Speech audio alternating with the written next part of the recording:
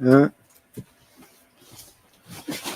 Jumbo, Nangedef, Mibarala, Mbolo, Mbote, Aglo, Ago, Aïbobo, Atipa. Juste avant de poursuivre, je voudrais que dans l'assistance, on puisse me donner dans sa langue natale une façon de dire bonjour, mais qui, je dirais, nous éloigne de la langue française. Je sais que aux Antilles Guyane, on va entendre bel bonjour. Est-ce que vous connaissez une salutation? Habillé. Habillé.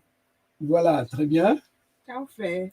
Café. Bon. Kijano. Kijano. Salam alaikum. Salam alaikum. D'accord. Oui. Alors, parmi ceux que j'ai cités, il y a des mots qui se réfèrent on va dire, aux Antilles Guyanes françaises. À Gauche, c'est en Guyane qu'on dit ça. Et moi, je ne le savais pas du temps où je vivais là-bas. C'est des gens qui font une recherche approfondie, un retour sur la langue, qui ont mis ça en évidence il n'y a pas très longtemps. Donc, Ago, qui est très proche du Aglo, qui, lui, c'est en Côte d'Ivoire, les Dida qui disent ça. Aïbobo, c'est Haïti. Hein? Et puis, Atipa, alors, Rosanne Atipa, ça te dit quelque chose? Non. Toi, la Guyanaise. Alors, Atipa, c'est un poisson en Guyane, très spécial. Les écailles sont différents de tout ce qu'on connaît. Les écailles entourent le corps du poisson. Et donc, c'est pas posé comme on sait d'habitude. Hein. Et ce poisson est tellement bon, on pourrait dire que c'est le poisson qui va rivaliser avec ce qu'on appelle le bouillon d'Awara. Hein, tellement il est bon ce poisson. Donc, c'est Atipa, ça s'appelle. Et donc, c'est un frère du continent qui m'a dit une fois que dans sa langue, pour dire, au lieu de dire Otep, ils disent Atipa. Oui. Et voilà, je dirais étrange coïncidence, quoi. Voilà. Alors, je poursuis en rappelant d'entrée de jeu mon titre, appel pressant aux Kamites à se conformer à la science diopienne.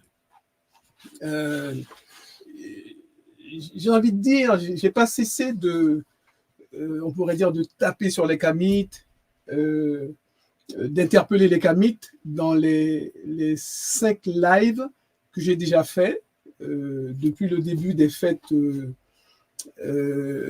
fin d'année, début d'année. Et donc, ce titre semble aller dans le même sens. Je les interpelle aussi. Je tiens à dire que dans un groupe, même si ce n'est pas un groupe formel, bien défini, comme une entreprise, il faut un pilotage. Il faut qu'il y ait un pilote. Comme dans un avion, il faut qu'il y ait un pilote. S'il n'y a pas de pilote dans l'avion, on comprend tous la catastrophe que ça va faire. Pareil à la tête d'une entreprise, il faut qu'il y ait un commandement.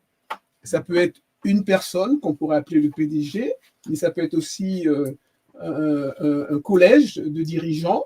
Hein, dans un type d'entreprise qu'on appelle la société anonyme, on a prévu un commandement collégial. En tout cas, il faut un commandement. S'il n'y a pas de commandement, on va dire, on pourrait dire au minimum, on va nulle part, au maximum, on va vers la catastrophe. Et ce qu'on peut appeler les Kamites, c'est aussi une organisation, même si elle est informelle, et je suis tenté de dire qu'il n'y a pas véritablement un pilotage. On arrive un peu à ce qu'on peut rappeler un pilotage lorsque, par exemple, il y a des analystes, comme par exemple Kovi Rekmire, le Sèche, il lui arrive de présenter un livre, de l'analyser. Et à cette occasion, il est amené à dire, eh bien ça lui paraît très intéressant, cette direction, mais il peut aussi dire, là, ce point-là me paraît pas pertinent, etc. Ça procède du commandement et c'est indispensable pour qu'on n'aille pas à la catastrophe. Et dans le mouvement kamite, moi, je suis tenté de dire qu'il y a un esprit assez répandu qui est de dire les choses se passent bien, on fait chacun ce qu'il y a à faire.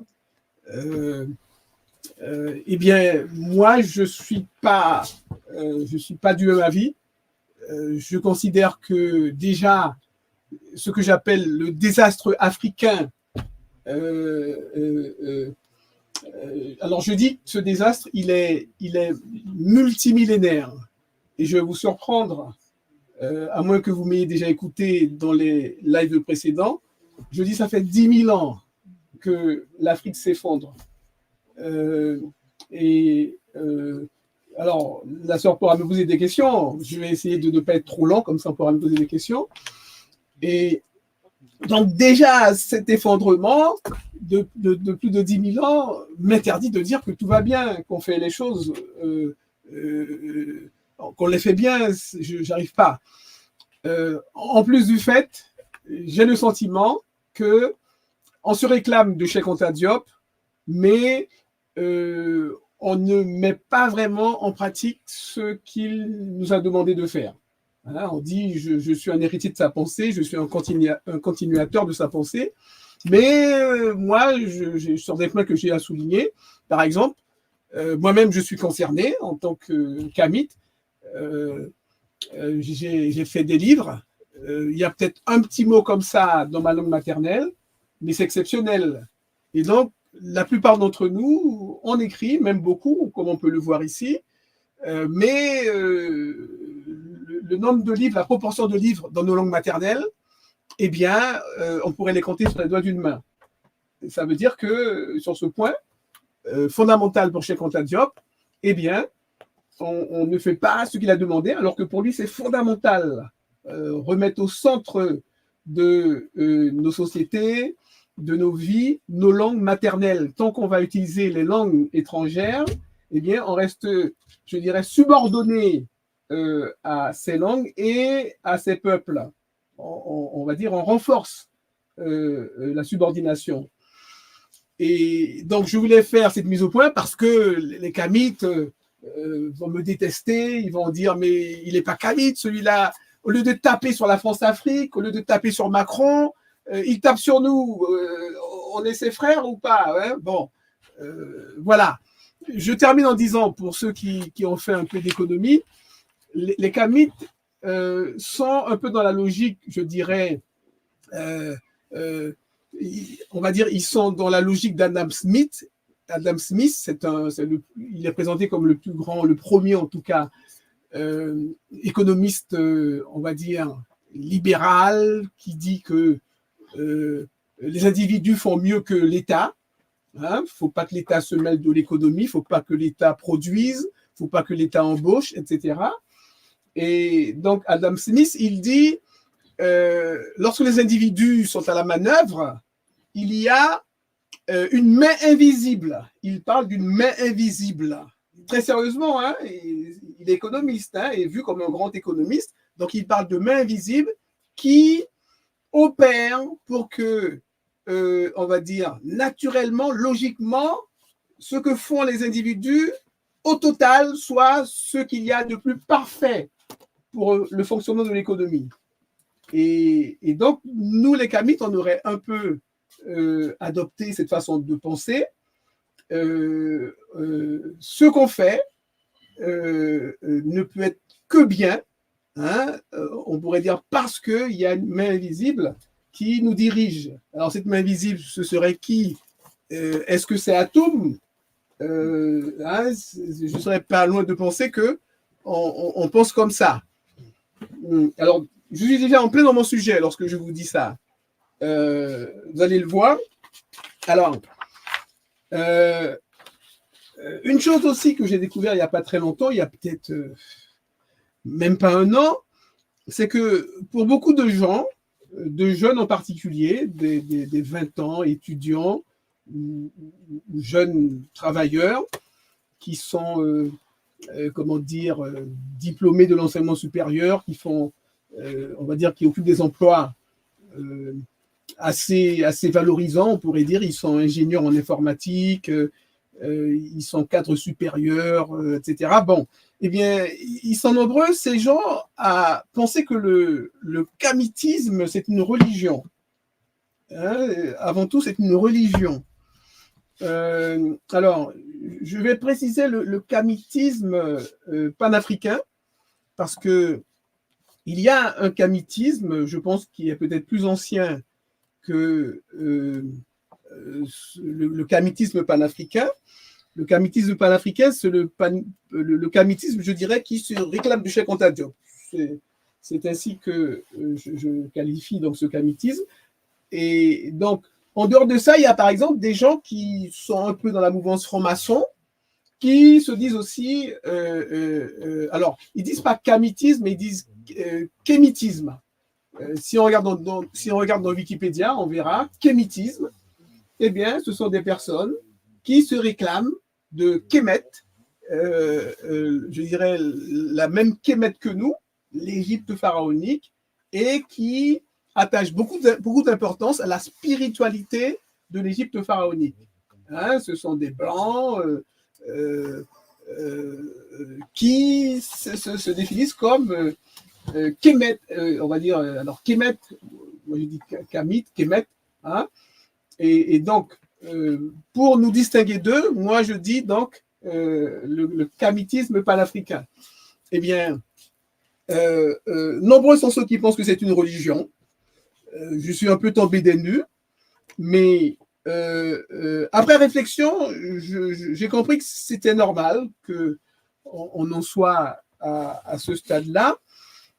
Déjà parce que de nombreux kamites anonymes et même réputés, je vais donner des noms, hein, moi je suis dans une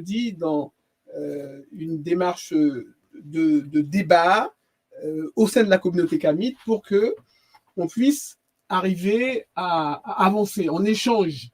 On n'est pas là surtout pour, je dirais, se taper les uns sur les autres, mais on est là pour, dans l'échange, avancer dans la compréhension des choses.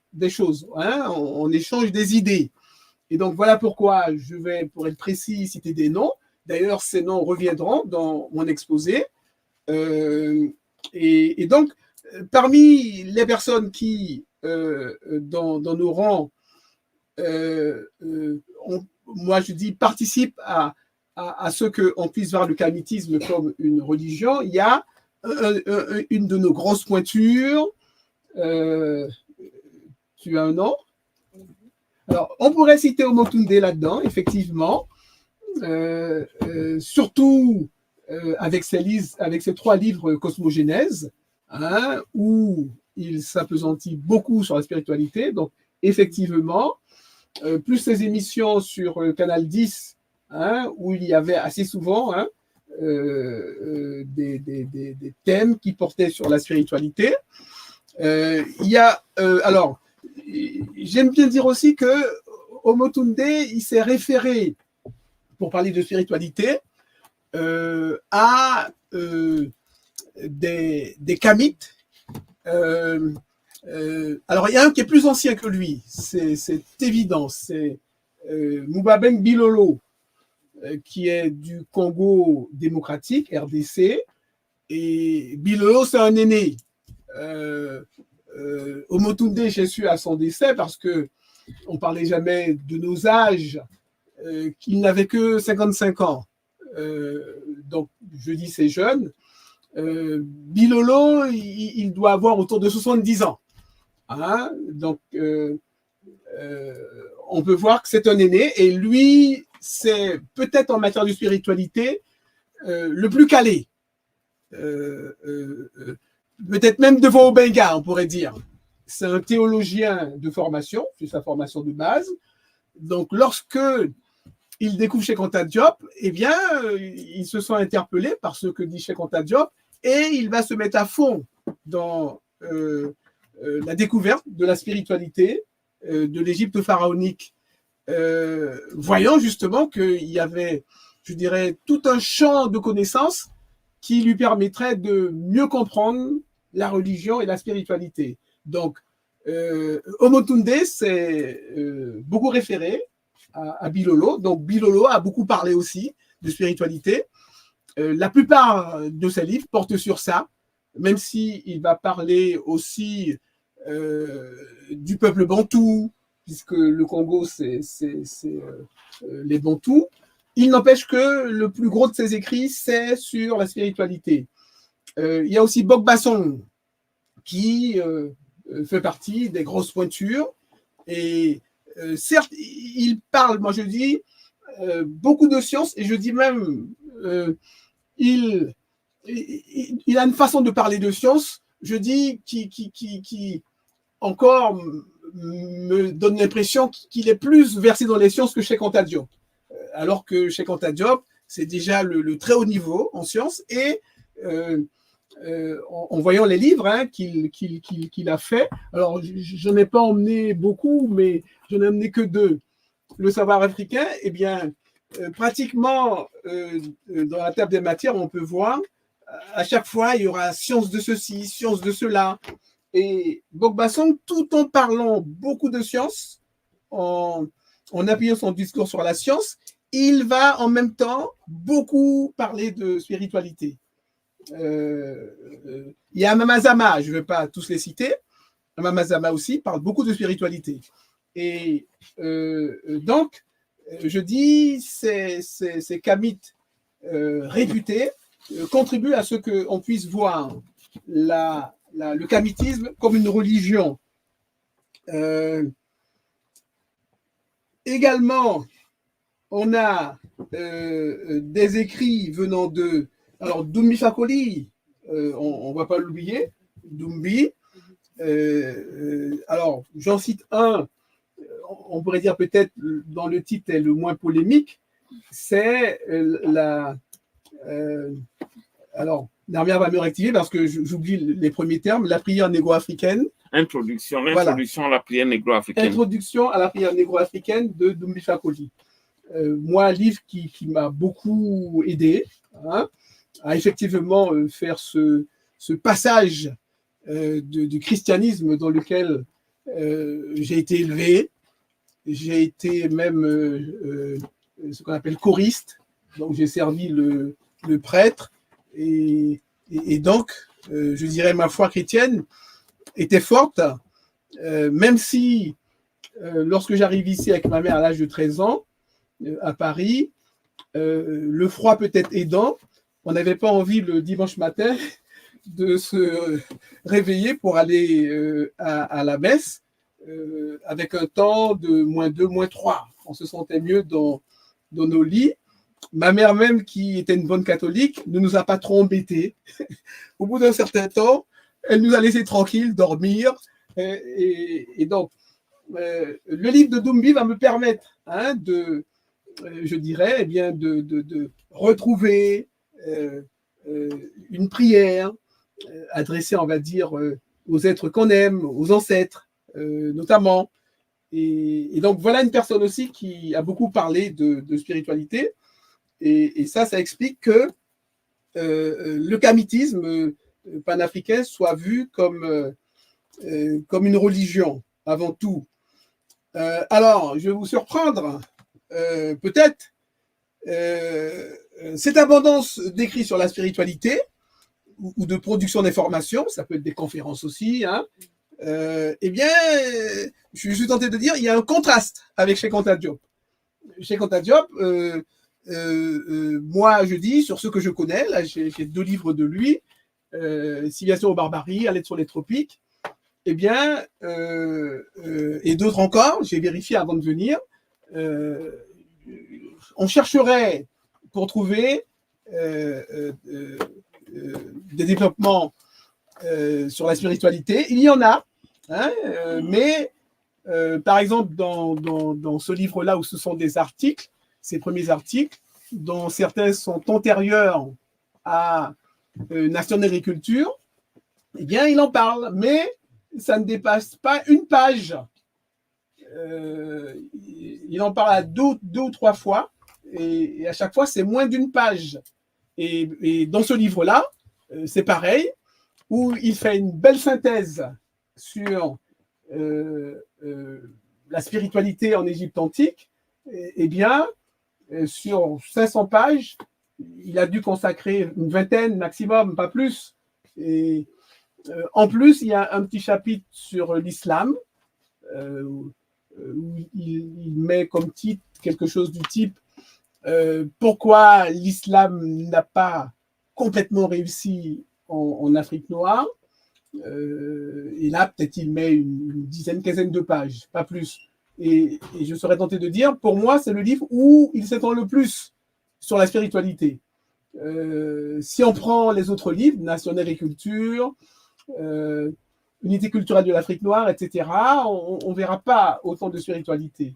Donc, je dis, il y a un contraste entre les continuateurs de Cheikh Anta Diop et Cheikh Anta Diop. Cheikh Anta Diop, il va beaucoup parler d'histoire, il va beaucoup parler aussi des langues, hein, comparaison surtout entre l'égyptien ancien et les langues africaines actuelles, notamment le Wolof, qui est sa langue maternelle. Hein, et donc, pas autant d'écrits que les Kamites. Donc, je le souligne parce que pour la suite, ça va impacter mon discours. Alors, je reviens sur cette production importante d'informations de type spirituel des Kamites. On a également, alors je vais encore faire, je dirais peut-être plus fort, Ma'at, c'est, je dirais, la figure divine, car c'est une divinité, autour de laquelle les Kamites, Omotunde, Bogbasson, Amamazama, Bilolo, vont beaucoup écrire. C'est autour de Ma'at. Hein? Et Bogbasson, il a un livre, c'est Ma'at, la théorie du tout. Je ne crois pas me tromper en disant ça. Si c'est le cas, Narmer va me rectifier. La théorie du tout, Ma'at, voilà un livre qu'il a fait. Et Dimam Barimbok, qui lui aussi a beaucoup écrit en spiritualité, a un titre Ma'at.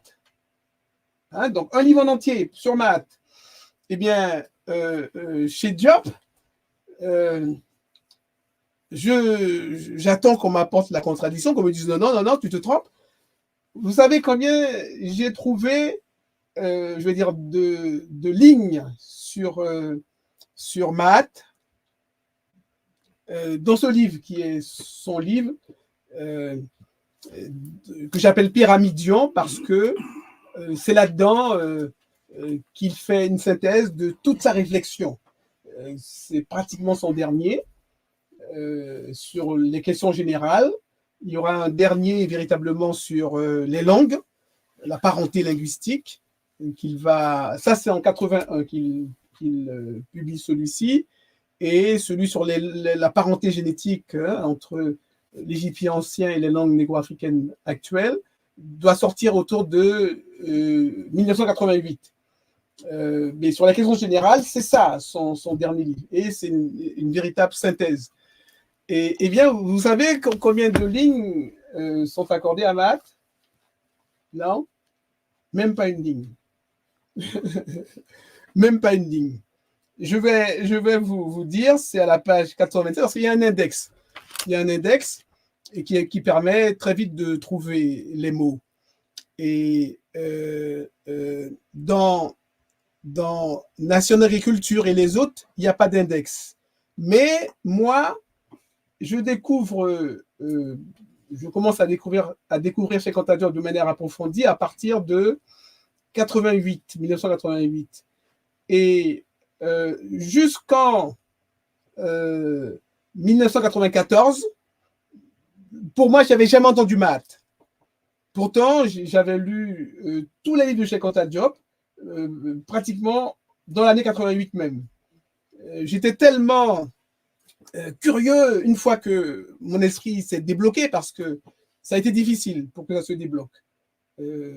Au moins 4 mois, je dirais, d'un enseignement assidu d'un jeune que je rencontre au centre Georges Pompidou, à la bibliothèque. Et lui, il est étudiant, moi je suis déjà enseignant, confirmé, et il va me faire la leçon, c'est mon professeur. Hein? Et bien pendant 4 mois, il me colle pour me faire admettre que c'est bien l'Égypte pharaonique était bien négro-africaine. Il n'arrive pas à me convaincre, au point qu'il va me confier quelques années plus tard, lorsqu'on est devenus de très bons amis, je dis même qu'on est des frères, qu'il était sur le point d'abandonner. Tellement, il m'a dit, dans notre langue, l'afro-ca, on ne va pas dire créole, hein, on ne dit plus ça. Hein, nous, pas ça des créoles, nous, ça des nègres. Alors, il me dit, t'as été tellement dur, hein, comme... alors, en Guyane, le bouillon d'Abara, là, c'est tiré d'un fruit dans comment on appelle, le noyau est dur. Hein? Donc, il m'a dit, t'as été dur comme une grainoira, on appelle ça comme ça. Et j'avais beau t'expliquer pendant des heures. Non, ça rentrait pas, tu vois. Et il est sauvé par l'idée qui émerge. Tiens, je vais t'offrir le livre Nation d'Agriculture, tu le liras, puisque j'ai beau t'expliquer en long et en large, ça ne rentre pas dans ta tête. Et il m'offre le livre. Le soir même, je veux aller voir le livre, puisque, comment dire, il a quand même éveillé ma curiosité. Et c'est à ce moment-là que, dès l'introduction, je suis saisi. J'arrive plus, tellement je vois la densité du propos. Je n'avais jamais vu ça. Hein, un nègre qui défie toute l'intelligentsia occidentale. Hein, Césaire même va dire ça. C'est le livre le plus audacieux qu'un nègre ait écrit à ce jour. Et c'est vrai, moi, à ce contact, c'est le sentiment que j'ai eu. Et donc, lui, il a donc, comment dire, œuvré à ce que je puisse, comment dire, commencer à entrer dans cette pensée très profonde. Toujours est-il, j'avais lu chez Contadiob, même relu, mais en 6 ans après, 1994, maths, ça ne me disait rien du tout. Et de là, je vais voir le CH Kovi Gomez, qui a été mon deuxième professeur au Minacad, en 1988 même. On pourrait dire, il n'a pas vraiment pris le relais de, je n'ai pas cité son nom, il s'appelle Eric Caberia. Hein, il est de la Guyane aussi, comme moi. Et c'est lui donc, qui débloque ma tête. Donc lui, il va continuer. Je vais continuer à l'interroger, lui demander, explique-moi ci, explique-moi ça, une fois que j'ai commencé à adhérer. Mais j'adhère au Minacad la même année, sans doute septembre, octobre 88. Et c'est Kovi Gomez qui, je dirais auprès de qui, moi, Larmer, d'autres encore, on est toujours après lui. Un peu comme dans la Grèce antique, on nous dit qu'il y a les étudiants. Alors, il y a un terme, alors un terme qui est repris aujourd'hui, péripatéticien. Péripatéticien, aujourd'hui, c'est les prostituées qu'on appelle comme ça. Oui. Et pourquoi on les appelle comme ça? Parce qu'elles marchent, hein, notamment parce que peut-être ici il fait un peu froid, mais même, je pense, dans des pays chauds, elles ne sont pas sur place. Nous, pareil, on était toujours après lui, on marchait après lui pour qu'il nous parle, qu'on écoute ce qu'il dit. Et comme ça, on apprenait. Et donc, lorsque, en 94, quelqu'un prononce le mot de Mahat, ça me dit rien, je dis c'est quoi ce truc-là? Je vais le voir. Je lui dis, mais frère Kovi, c'est quoi Mahat? C'est à ce moment qu'il m'explique c'est quoi Mahat, notamment en me disant que les 42 commandements de la Mahat, ce sont les commandements sur lesquels on va s'appuyer pour juger le défunt, pour savoir si il va aller, alors les chrétiens disent le paradis.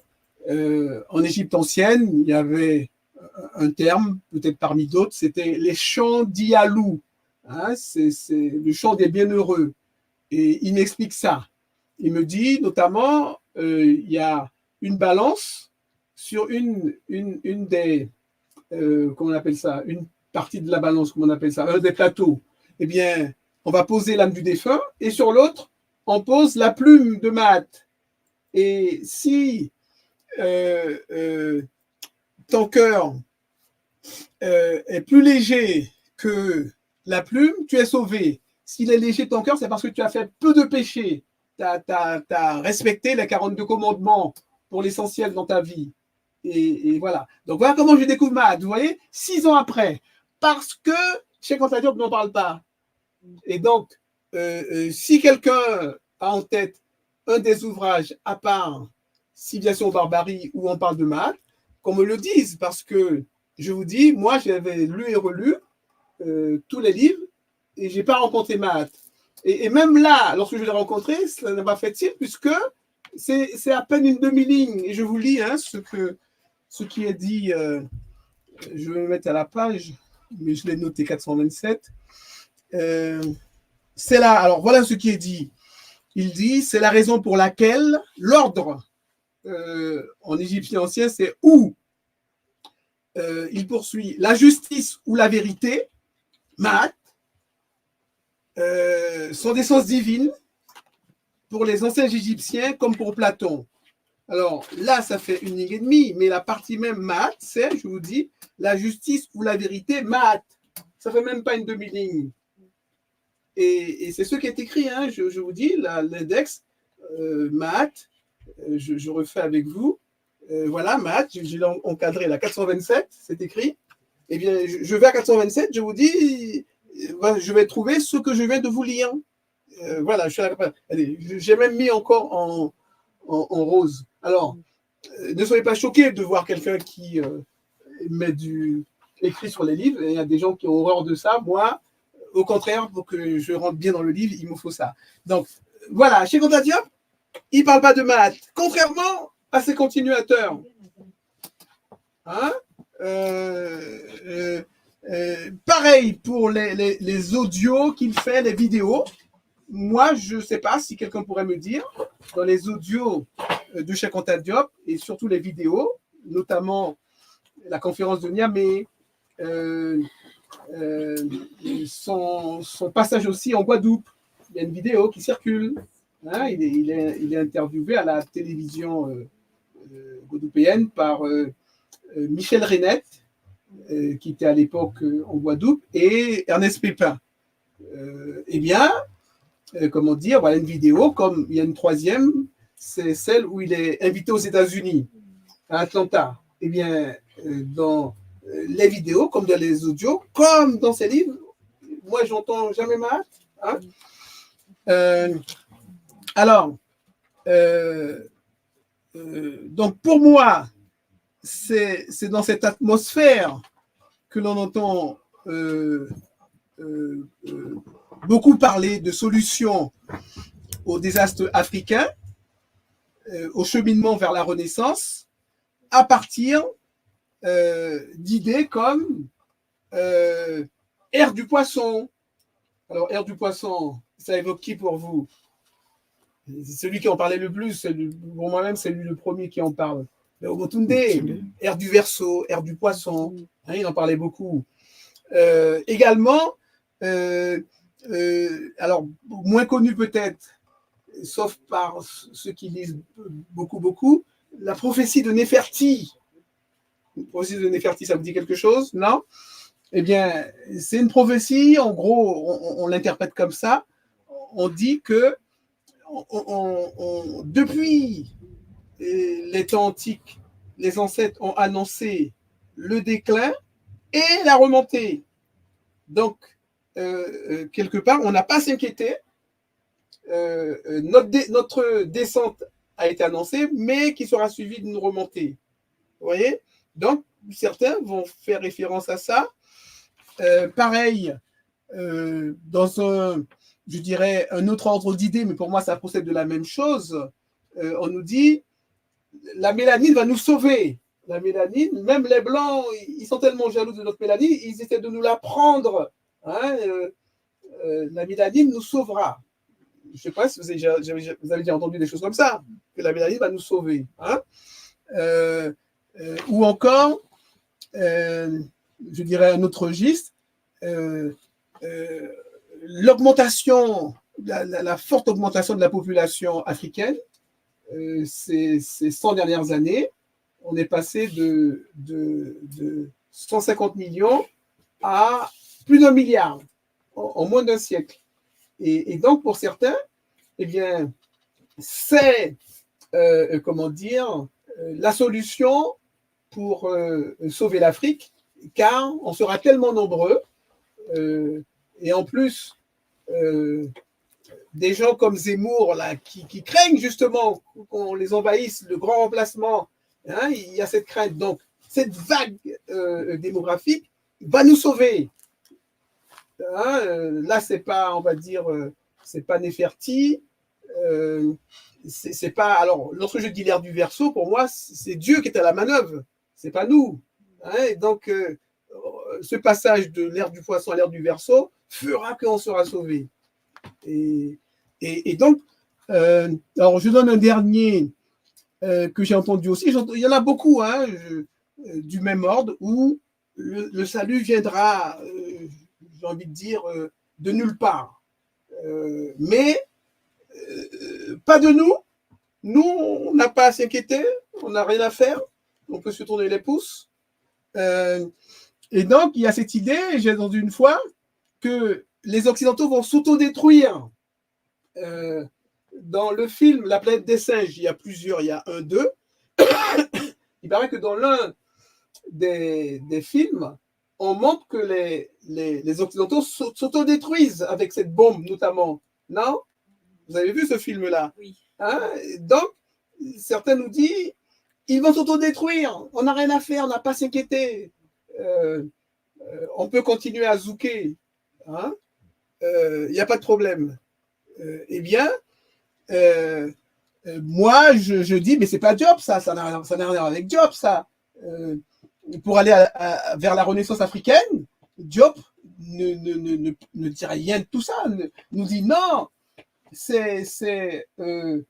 il faut trimer, hein, il faut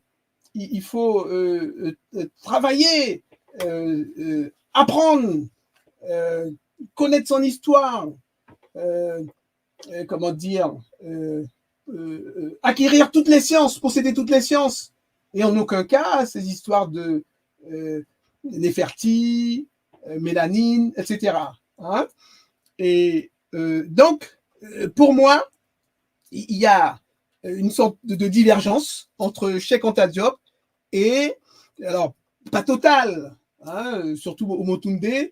Moi, je dis, pour moi, Omotunde, c'était le meilleur d'entre nous. C'est lui qui faisait le plus le job, qui mouillait son maillot.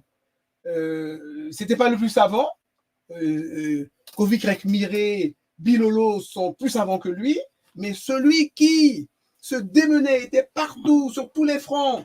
Hein, j'aime bien dire aussi, le premier qui comprend que les enfants, c'est fondamental, il faut produire pour eux de l'information, c'est pas que pour l'élite universitaire, c'est lui, hein, premier dans tout. Donc, la divergence que je note, je dirais, le concernant, lui notamment, n'est pas si marqué, c'était le meilleur, il m'a distancé.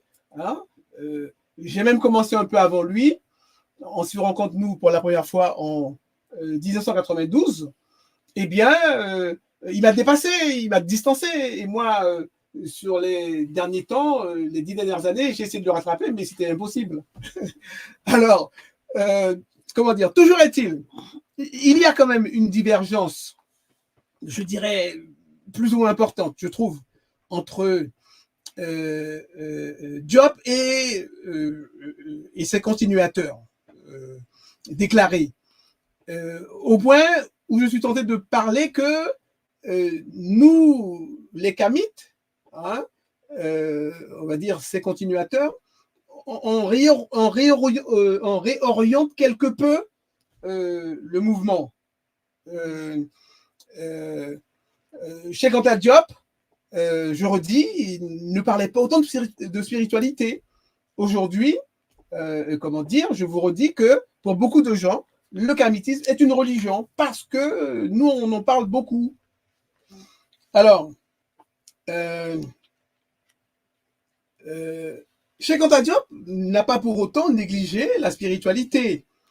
Il a toujours considéré que c'était une question essentielle et j'aurai l'occasion un peu plus bas de vous lire une de ses déclarations et vous verrez que pour lui, c'était fondamental.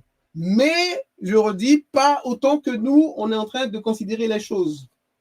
Au point même, je le dis dès maintenant, après je reviendrai dessus, où on parle de conscience spirituelle pour remplacer la conscience historique que Diop, lui, pour moi, a mis au centre de son œuvre, de sa pensée.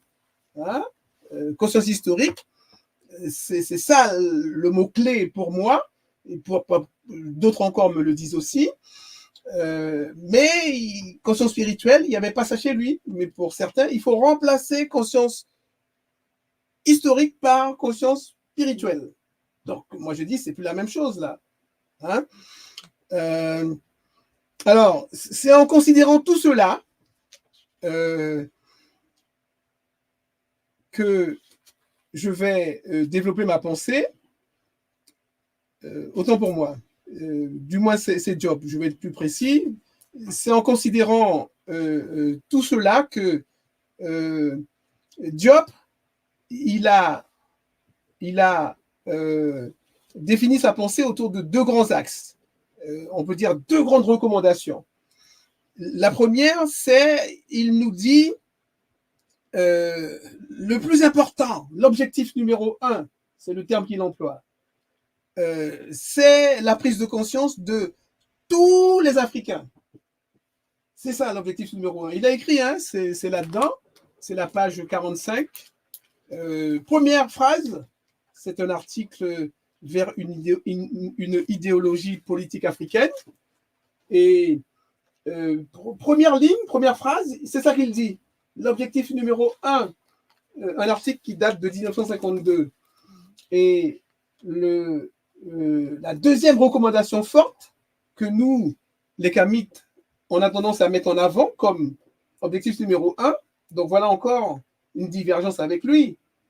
Hein, ce que je viens de vous citer, on entend peu dans nos rangs que c'est la prise de conscience de tous les Africains, de l'Afrique noire. Et on entend plus souvent la deuxième, qui est importante, mais qui est en deuxième position, c'est, on la connaît tous, celle qu'on entend le plus là, que nous disent les Kamites, c'est armez-vous de science jusqu'aux dents. Hein, c'est ça qu'on entend le plus parmi nous, alors que Diop le plaçait en deuxième position. Deuxième position, c'est que c'est important, et c'est pas la première. Hein, alors,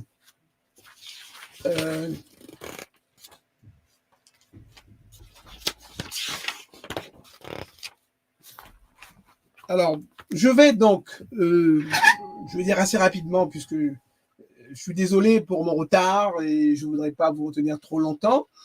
Je vais, à partir de 2 cas significatifs, je vais montrer la primauté de la science chez Cheikh Anta Diop.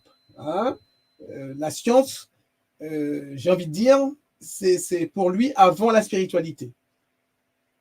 Et je redis, s'il a répété armez-vous de science jusqu'aux dents, jusqu'à la fin de ses jours, hein, à la conférence de Niamey, il le redit. Et donc, pour lui, c'était important. Eh bien, ces 2 cas vont montrer en quoi la science, pour lui, était fondamentale, je dirais, arrive avant la spiritualité, hein, pour instaurer la Renaissance africaine, et plus loin, pour qu'advienne la civilisation sur Terre. C'est ce à quoi, on va dire, ce sur quoi il se penche à travers ce titre, Civilisation ou barbarie. Hein, car il considère que nous sommes en pleine barbarie, là, depuis déjà un certain bout de temps, dans le monde. Pour moi, c'est les 10 000 ans dont je parlais, depuis 10 000 ans. Alors, pour éclairer un peu, notamment la sœur qui ne comprenait pas, 10 000 ans, c'est le moment où, on va dire, les peuples qui étaient bloqués dans les régions qui étaient sous ce qu'on appelle une période glaciaire. C'est la dernière, il y a eu plusieurs périodes glaciaires sur Terre, et la dernière, qu'en France on appelle Vurmienne, eh bien, elle prend fin il y a 10 000 ans. Et cette fin coïncide avec la possibilité pour ces peuples qui étaient bloqués dans les régions, les zones glaciaires, ils ne pouvaient pas se déplacer facilement parce qu'il faisait tellement froid que tu ne pouvais pas te permettre de marcher même 1 heure dehors, hein, sinon tu étais frigorifié. Et donc, leur mouvement était entravé. Mais une fois que le grand froid disparaît, il y a du froid un peu. Mais comme nous, on connaît, ce qu'on connaît là, ce n'est pas du froid, hein, ça c'est, on va dire plutôt. Alors, ils disent tempéré, ils appellent ça comme ça. Hein. Eh bien, une fois que le grand froid disparaît, le grand froid sibérique ou polaire, eh bien, les populations bloquées, qui ne sont plus africaines, elles ont été transformées de noires, elles sont devenues blanches, de cheveux, beaux cheveux laineux, ils ont les cheveux lisses, j'avais envie de dire moches. De temps en temps, il faut que nous aussi, on donne des coups. Hein. On nous donne des coups, pourquoi nous, on ne donne pas hein. Vieux chivé, nous ni belle chivé. Comment dire donc, ils déboulent sur nous par vagues successives. Et c'est là, on commence à prendre du fer. On commence à prendre du fer, tu vois. Et alors, je fais court. Dans un premier temps, c'est loin du cœur de l'Afrique. C'est loin de l'Afrique. Parce que, comment dire, sur toute la terre était noire. L'homme africain, l'homme né en Afrique, c'est un Africain, comme on connaît aujourd'hui. Et donc, petit à petit, il se répand un peu partout sur la terre. Donc, toute la terre est peuplée de noirs. Et tous les squelettes les plus anciens qu'on trouve, c'est des squelettes de noirs, d'Africains. Mais ceux qui vont se trouver bloqués sous les glaces vont petit à petit changer d'aspect. Hein, et comment dire, donc ceux-là, on peut dire comme des enragés parce que, comment dire, c'était pas une vie facile. La végétation, la faune, l'eau, tout manquait, c'était une grande pénurie et donc c'était, comment dire, soit je te mange, soit tu me manges, c'était la guerre contre tous, tu vois, tous contre tous, et bien, une fois que le grand froid disparaît, il déboule sur nous qui sommes restés dans la zone chaude, hospitalière, agréable, et qui, je vais dire, endort, comment on dit lorsqu'on dort dehors, dormir, il y a une expression. On peut dormir tranquillement à la belle étoile. Hein. Nous, on dort à la belle étoile. Certains endroits même, si tu veux du poisson, tu plonges ta main dans un étang, tu as du poisson. Oui. Eh bien, comment dire, donc, il déboule sur nous et on prend du fer.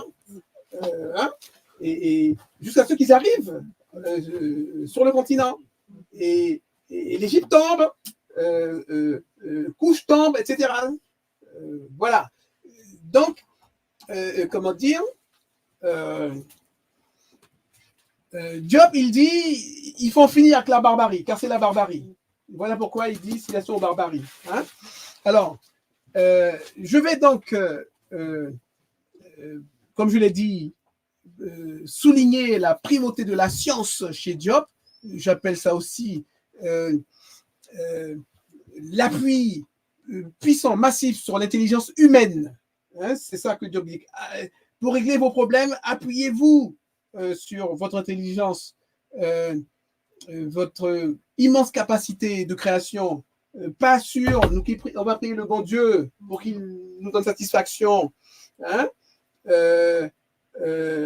ou attendre qu'il revienne.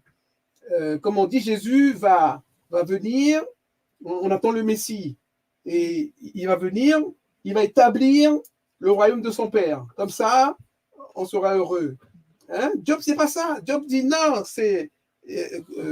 tout se passe ici et maintenant. C'est là. Et on doit, j'ai envie de dire, se bouger, hein? Utiliser au maximum son cerveau. Hein? C'est pas la vie douce. Et surtout, nous, on a, je dis, plus qu'un défi, eh bien, en finir avec ce désastre. Hein? On nous déporte, on nous envahit, on nous pille. C'est quoi cette vie-là? Hein? Eh bien, pour en finir avec, on doit se bouger et pas prier Dieu, on va dire. Alors, tout d'abord, je vais poser ces deux questions que je vais poser. Alors, chez Quanta Diop, la première question, ce sera, chez Quanta Diop, pense-t-il qu'il n'existe pas de philosophie africaine? Voilà la première question. La deuxième, c'est conscience historique africaine ou conscience spirituelle kamite? Alors, j'en ai déjà un peu parlé, on devine un peu au moins ce que je vais dire. Alors, je vais donc répondre à ces deux questions. Alors, vous ne l'avez peut-être pas tous noté, mais dans le flyer que j'ai fait circuler, j'avais mis, tenez-vous bien, là ce soir, c'est le live du millénaire. J'ai mis, est-ce que vous avez vu ça? Non? C'est dans les réseaux sociaux de ta mairie, le flyer. Vous n'avez vu que la vidéo peut-être, la vidéo à danse, ou j'ai oublié de le dire, hein, mais je voulais le dire aussi. Alors, c'est vrai, c'est comme on dit pour faire le buzz que j'ai mis ça, mais un peu, je dis, pour faire le buzz. Parce que principalement, ce n'est pas pour faire le buzz. C'est très sérieusement. Alors, pourquoi j'ai dit ça très sérieusement? C'est parce que mon sujet vise à faire en sorte que les kamites ne dénaturent pas la pensée de Cheikh Anta Diop. Car j'ai l'impression qu'on la dénature un peu, hein, qu'il ne la tire pas pour l'essentiel vers les louanges permanentes, constantes adressées à Atoumré, ou l'attente de solutions venant du ciel pour la résolution des problèmes de l'existence des Africains. Hein, il faut qu'on se dise, c'est nous, là, sur Terre, qui pouvons régler ce problème. Je dirais, commencer à connaître le bonheur. C'est pas Dieu. Hein? Et donc, que les kamites mettent en œuvre la pensée diopienne sur la base de leur intelligence, de leur détermination, de leur intense activité, de leur ingéniosité, tout cela se traduisant par leur haute et immense science. Le armez-vous de science jusqu'aux dents, ça doit se traduire là. Alors, immense science, j'insiste, qui est le plus sûr moyen d'instaurer la renaissance africaine, puisqu'elle s'appuie sur le potentiel créatif infini de l'Africain. On peut, alors, il y a cette expression, Diop, il dit, je veux faire de vous un bâtisseur de nations. Je le dis dans mon livre, mon dernier, justement, que ce soir, je n'ai pas encore présenté, c'est tous les pharaons, sans exception, étaient des Noirs, et alors et après. Alors, en plusieurs endroits dans le livre, j'ai mentionné ce que Diop dit, il veut faire de l'Africain. Hein? Eh bien, il nous dit, et ça, il l'a encore répété à la conférence de Niamey en 1983, il nous dit, je disais encore hier, je le répéterai demain, ce que nous voulons dans votre éducation, c'est de réveiller justement le bâtisseur de nations qui dort en chacun de vous. Il ajoute, c'est de réveiller le créateur qui dort en chacun de vous. Donc, il nous voit comme créateurs. Il ne choisit pas ses mots au hasard, Diop. Hein? Et donc, certes, nous, on dit qu'il y a le créateur, Atum, Ré, Imana, ou si on est encore chrétien, on va dire, alors, Jésus ou son papa, Dieu le Père, Yahvé, ou Allah. Hein?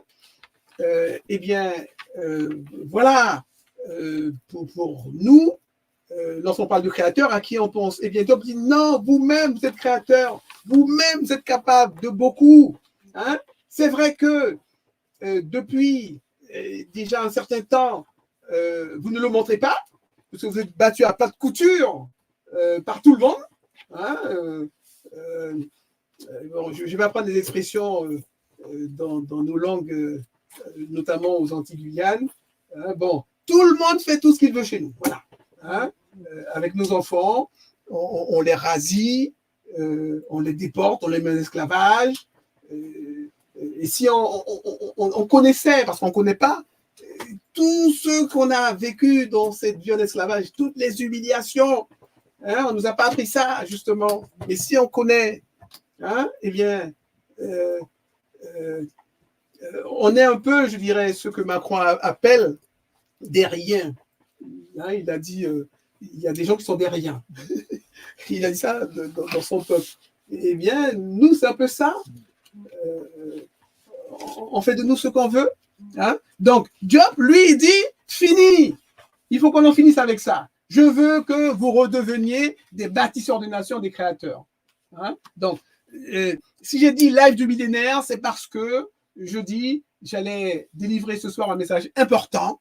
Hein? Eh bien, Diop veut, voilà ce qu'il veut, l'éducation qu'il s'emploie à nous donner.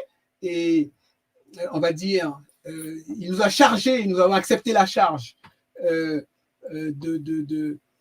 faire cette éducation. Eh bien, c'est de faire en sorte que chacune de nous, il le dit bien, on redevienne des créateurs. Donc, c'est important hein, qu'on prenne conscience de ça. Et je redis, pas des louangeurs d'Atum. Hein? Atum, fais-moi avoir ci, fais-moi avoir ça. Non. Alors, je dis que je vais faire, mais je vais faire vite quand même. Alors, la première question, c'est chez Anta Diop, pense-t-il qu'il n'y a pas de philosophie africaine? Autrement posé, la question est-ce que, selon Cheikh Anta Diop, ce sont effectivement les Grecs qui inventent la philosophie?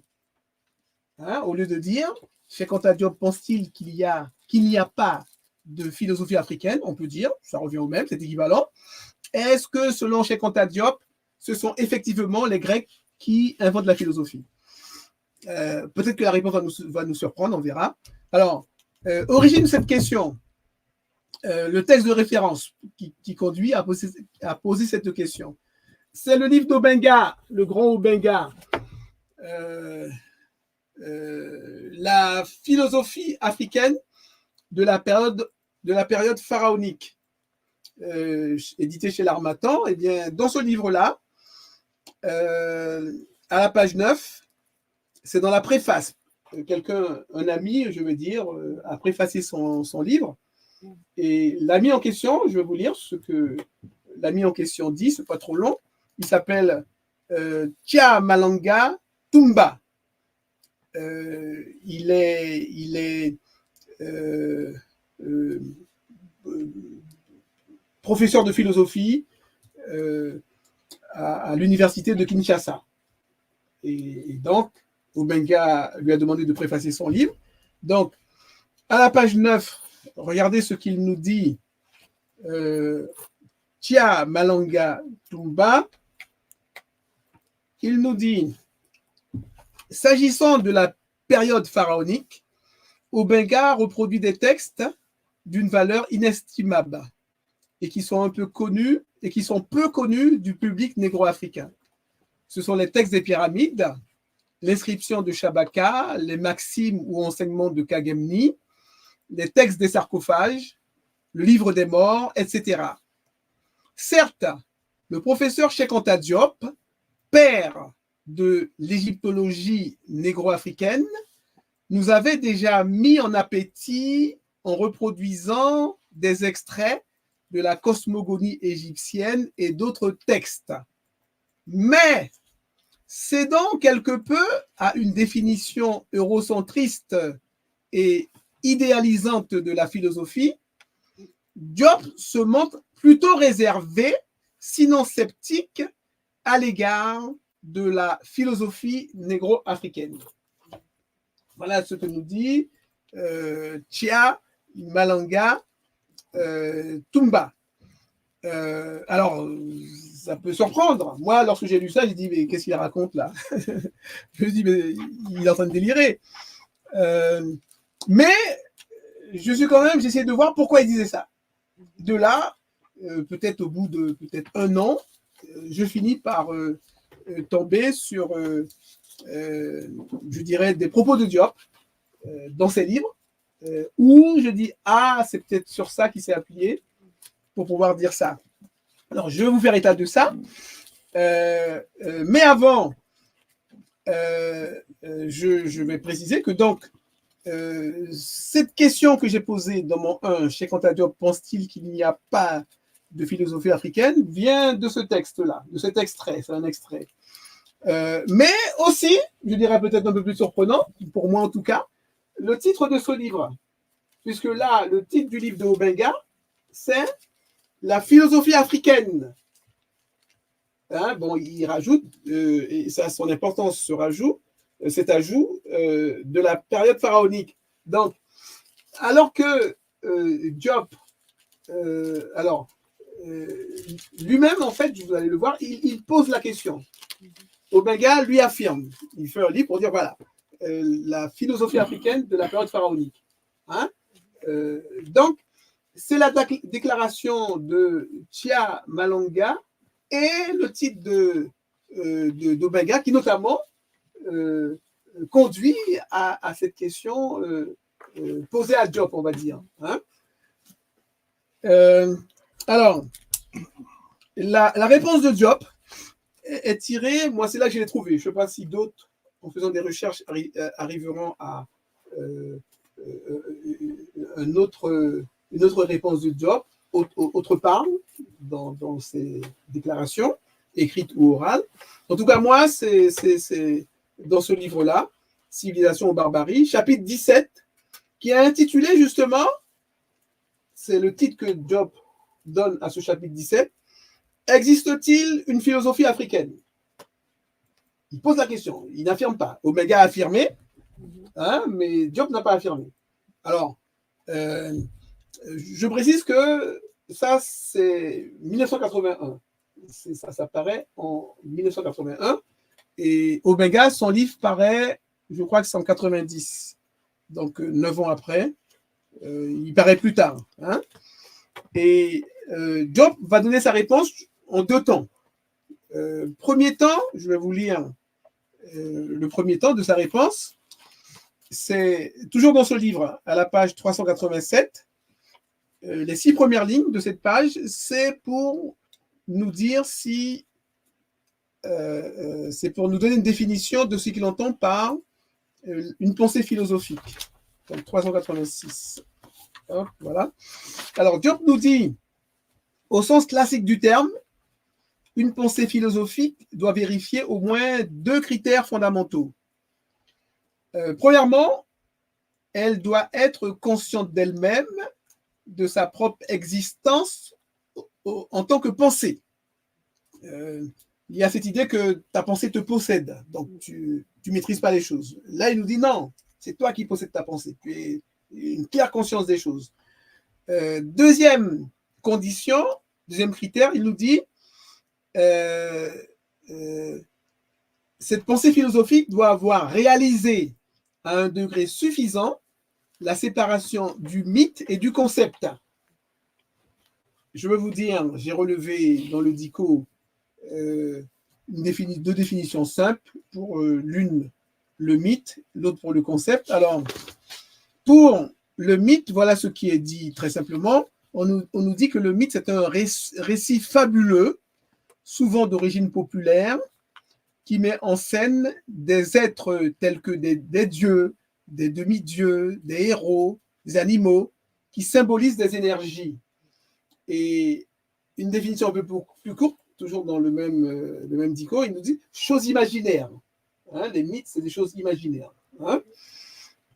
Pour le concept, il est dit « idée générale élaborée avec rigueur, avec minutie ».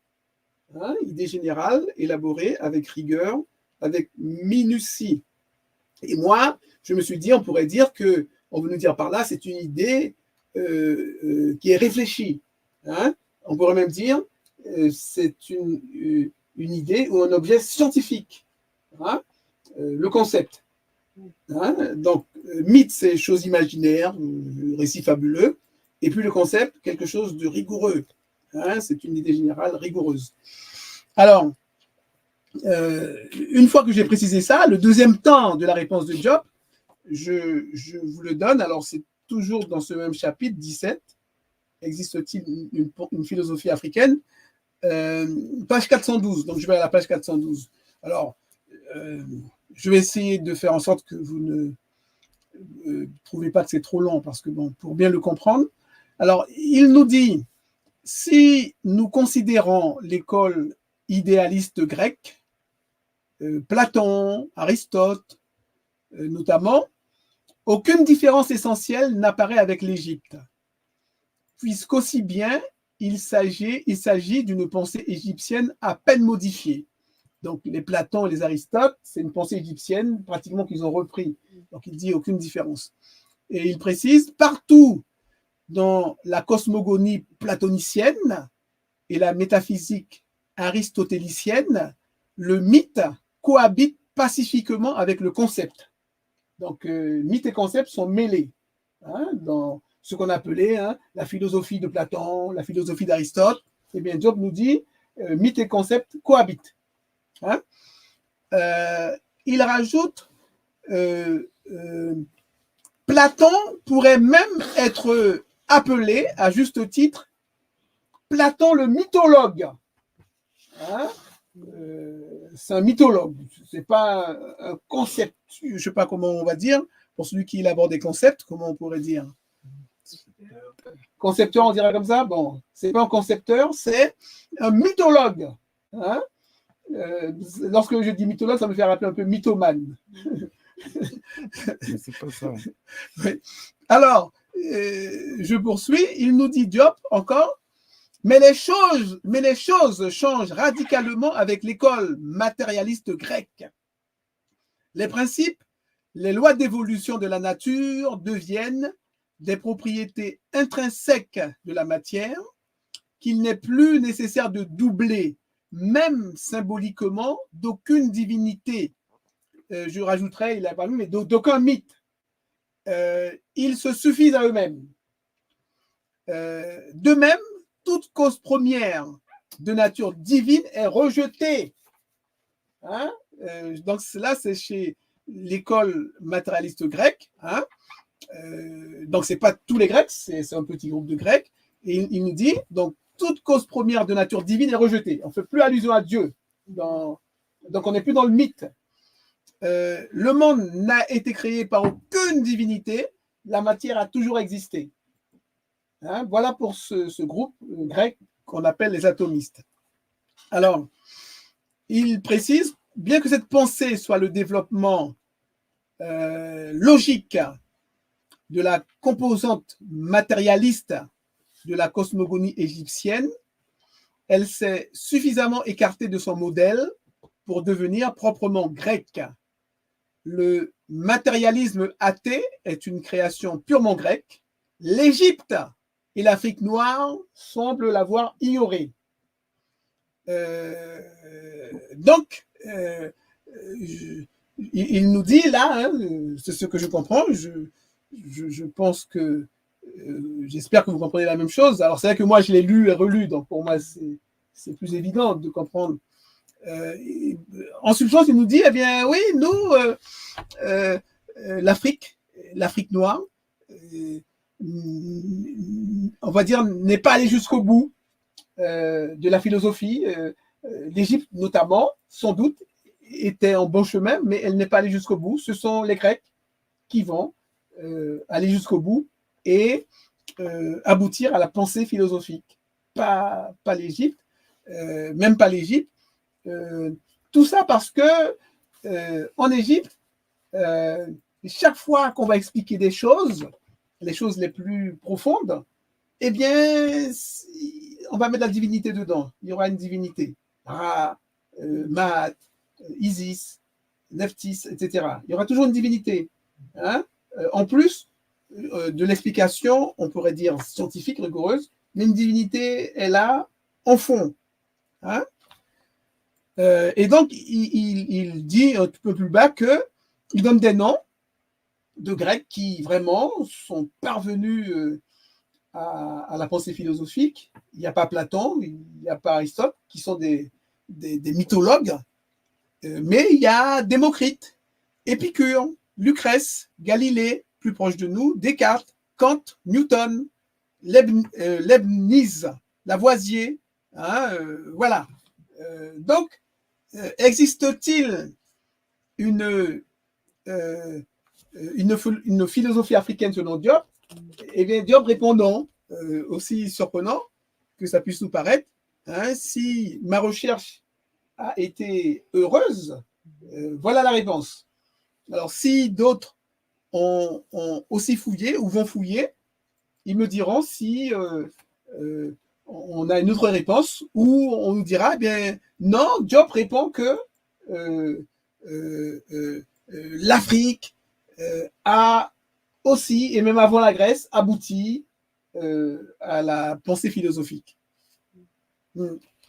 Alors, on peut être déçu. On peut être déçu si on dit Diop qui dit ça, c'est pas possible. Alors, comment dire? Moi, ce que je comprends pour l'essentiel, c'est justement Diop, il est, je dirais, dans la perfection, la recherche de l'excellence, c'est-à-dire véritablement un Africain qui redevient créateur, mais encore plus grand, parce qu'il a été créateur. Et ce qu'il a créé, eh bien, n'est toujours pas égalé aujourd'hui.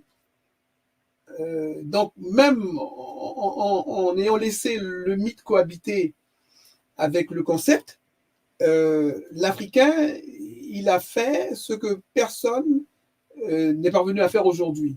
Moi, j'aime bien dire que les pyramides, notamment celle de Khéops, mais même d'autres, hein, on parle beaucoup de Khéops, mais je dis, pour aller droit au but, je dis celle de Khéops, eh bien, c'est un trésor d'ingéniosité.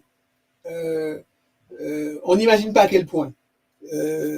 Aujourd'hui encore, on ne sait pas comment ça a été possible. la masse de pierre, la précision du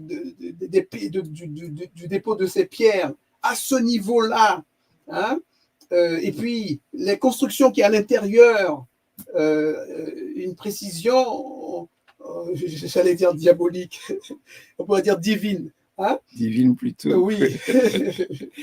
Eh bien, alors, ça, j'avais en tête l'expression les frappes chirurgicales aussi, hein, que les Américains sont, dans lesquelles les Américains sont experts lorsqu'il y a la guerre, leurs frappes là, tu vois, bon.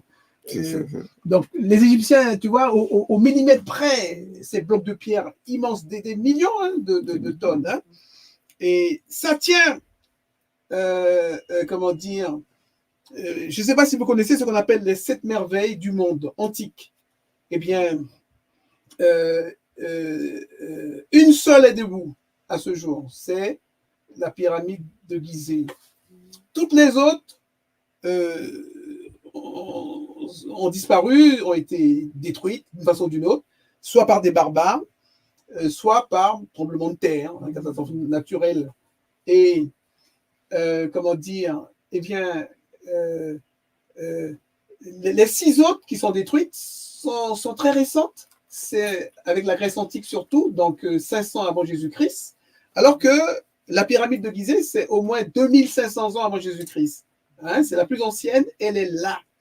Alors, une question justement, on pourrait dire impertinente qu'on pourrait poser, c'est que comment se fait-il que les barbares et même pas les catastrophes naturelles telles que les séismes n'ont pas abattu la pyramide de Gizeh? Eh bien, je ne suis pas le premier à poser cette question. Des gens, bien longtemps avant moi, se sont posés, ils se sont dit, et même il y a des indices selon lesquels les Égyptiens, les anciens, étaient tellement forts qu'ils savaient comment disposer un monument pour qu'il ne soit pas touché par les séismes. Ça, c'est plus que de la haute science. À notre époque, en matière de, je dirais, lutte contre les séismes, ceux qui font le mieux, ce sont les Japonais. Les Japonais, ils construisent des tours antisismiques avec une base. Bon, je ne suis pas architecte, mais en gros, j'ai compris qu'ils faisaient des soubassements qui conduisaient à ce que, lorsqu'il y a un tremblement de terre, la façon dont bouge, donc ça permet à la tour de bouger aussi, hein, en restant en équilibre et sans que les étages soient affectés. Hein. Donc, ça, c'est aussi de la très haute science. Mais l'Égypte fait mieux parce que l'Égypte a compris où il faut mettre ça pour que ça ne soit pas touché. Hein. Les Japonais ne savent pas où la mettre pour que ça ne soit pas touché, mais ils ont quand même compris comment faire pour que, même lorsqu'il y a secousse, ça ne tombe pas. Mais ils auraient voulu aussi, c'était même mieux de savoir où tu poses ta tour pour que les séismes ne le touchent pas. Eh bien, les Égyptiens, semble-t-il, connaissaient cette science. Vous voyez? Donc, c'est pour vous dire que l'Égypte était à un niveau de science qu'aujourd'hui même, on n'y est pas encore. Pareil, la conservation des corps. La conservation des corps. Eh bien, Lénine, Mao Tse-tung, on a, comment dire, on se bat pour conserver leur corps. Ça fait même pas 100 ans qu'ils sont morts. Eh bien, tous les jours, ils sont à l'œuvre pour maintenir en état le corps de Lénine, de Mao Tse-tung notamment. Eh bien, tous, nous savons que les sarcophages des pharaons, Ramsès, etc., eh bien, 4000 ans après, ils nous arrivent intacts. Et la détérioration commence lorsque nous, on ouvre. Hein? Eh bien, comment dire, si on n'ouvrait pas, il n'y avait pas les pilleurs notamment, il y a les pilleurs, on va dire, vulgaires, et puis il y a les pilleurs scientifiques, hein, nos égyptologues qui vont, ils fouillent, hein, eh bien, c'est eux qui, au bout de 4000 ans, vont entraîner la dépréciation du corps. Mais s'ils n'avaient pas touché, hein, eh bien, si, comme selon le vœu des Égyptiens anciens qui ont embaumé, si on n'y touchait pas, ce serait là encore. L'éternité. Alors que, je reprécise, pour Lénine, Mao notamment, ils sont obligés d'intervenir, sinon il n'y avait plus de corps conservés. Donc, encore un autre exemple. Alors, je ne parle même pas de ce que eux, ils ont appelé, nous on reprend, mais certains ont changé les termes, cosmogonie, les cosmogonies, Omotunde, Bilolo, tout ça, ils ont changé. Cosmogénèse. Cosmogénèse pour Omotunde, cosmothéologie pour Bilolo. Hein, donc, on a compris que on ne reprend pas ces termes qui tendent à dévaloriser, on va dire, cette science chez nous. Eh bien, lorsqu'on connaît cette réflexion, on peut dire, sacrée, mystique, même si d'autres, eux-mêmes, chez eux, comme nos nouveaux égyptologues, vont nous dire c'est de la science. C'est pas plus du sacré que de la science. Hein. Moi-même, j'ai eu l'occasion de dire, j'attends les objections, que j'ai identifié dans les textes des pyramides, pourtant je ne suis pas spécialiste, hein, je ne passe pas tout mon temps là-dedans, le processus de la création dans notre monde. Non seulement la création faite par nous, mais la création faite par celui qu'on appelle le créateur, Atum, Imani, Ra, Ré, Ta. Eh bien, moi, je soutiens, jusqu'à nouvel ordre, que pour qu'on arrive à créer, tout ce qu'on crée, que ce soit livre, que ce soit bouteille, maison ou pressing, les services qu'on nous pressing, eh bien, on applique le même processus que Atum. Lorsqu'on veut être rigoureux, on regarde comment on fait comme Atum. Et puis, si on n'est pas rigoureux pour, je dis, créer, c'est-à-dire obtenir quelque chose, le contraire, c'est je prie Dieu pour qu'il me donne. Voilà les deux grands modes, je dirais, pour avoir satisfaction. Soit tu te donnes du mouvement, hein, soit tu pries Dieu. Eh bien, les gens qui sont dans l'excellence de notre monde, Apple, la NASA, eh bien, c'est ce processus qu'ils appliquent. Et Diop, c'est le processus qu'il a appliqué aussi pour dire voilà comment relever l'Afrique. Ouais. Alors, c'est pour vous dire que l'Égypte, selon Diop, certes, n'était pas arrivée parfaitement à la philosophie, elle s'y est approchée. Alors, en fait, je rectifie un peu, mais je vais le faire un peu plus bas. Donc voilà, pour la réponse de Diop, il y avait encore du mythe dans la pensée scientifique, philosophique de l'Égypte antique. Alors, il y a, comment dire, Bilolo, je n'ai pas encore parlé de Bilolo, j'ai parlé de lui, mais je n'ai pas montré son livre. Bilolo, il va, on peut dire, donner une volée de bois vert à Obenga. Parce que Obenga, pour démontrer qu'il y a une pensée africaine, une philosophie africaine, il va montrer que l'Égypte pharaonique, avant d'avoir une pensée, on va dire une pensée de l'explication de l'univers, la création de l'univers. Avant que ce soit une pensée basée sur un Dieu créateur, eh bien, au départ, c'était la matière qui était à l'œuvre. Il n'y avait pas de Dieu. Plus que ça, Dieu, Atum, est le résultat du mouvement de la matière pour, je dirais, organiser l'univers. C'est la matière qui donne naissance à Atum, ou tout au moins, c'est la matière qui met en mouvement Atum pour que Atum crée l'univers. Alors, ça peut paraître un peu complexe, c'est vrai, mais nos ancêtres, hein, ils avaient une pensée, je vous dis, une pensée c'est même pas des plus élevés, c'est la plus élevée qui soit, hein, notamment en matière de ce qu'on peut appeler la spiritualité, la religion. Les religions actuelles, notamment celles abrahamiques, judaïsme, christianisme et islam, sont en deçà. Leur pensée n'est pas au niveau de celle de l'Égypte pharaonique. Alors, Omotunde, notamment, nous a montré tous les emprunts qu'ils ont faits à cette pensée africaine, antique. Hein. Donc, vous voyez que s'ils ont quelque chose qui semble tenir la route, aujourd'hui, nous séduire, c'est parce qu'ils ont pris chez nous. Ils ne connaissaient pas ça lorsqu'ils étaient sous les glaces, hein, dans le grand froid vurmien.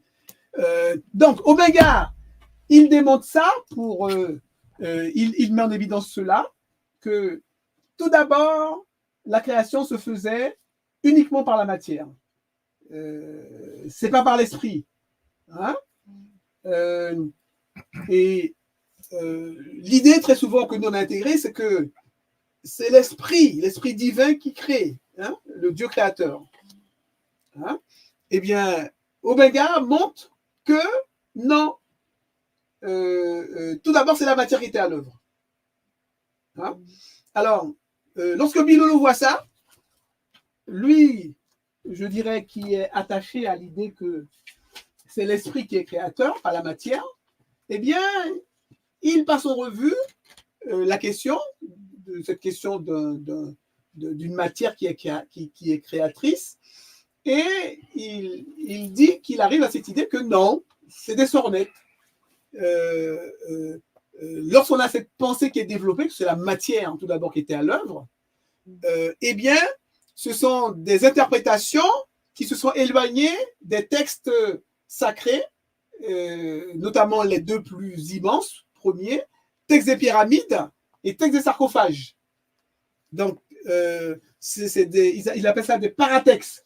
Le texte même ne le dit pas ça. C'est des commentaires, des interprétations qui conduisent à ça.